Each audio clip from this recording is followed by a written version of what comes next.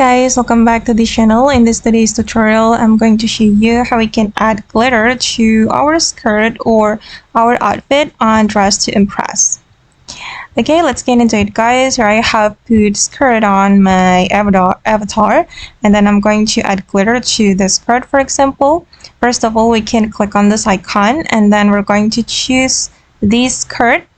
And then if we want to add glitter, we can click on this plus icon, and then we can simply click on glitter. Okay, and I'm going to zoom in to show you, but wait guys. Okay, and this is the result. As you can see, guys, that the glitter has been added to my skirt. But wait, I think my Dress to Impress is lagging. But that's how you can add glitter to your outfit on Dress to Impress, guys.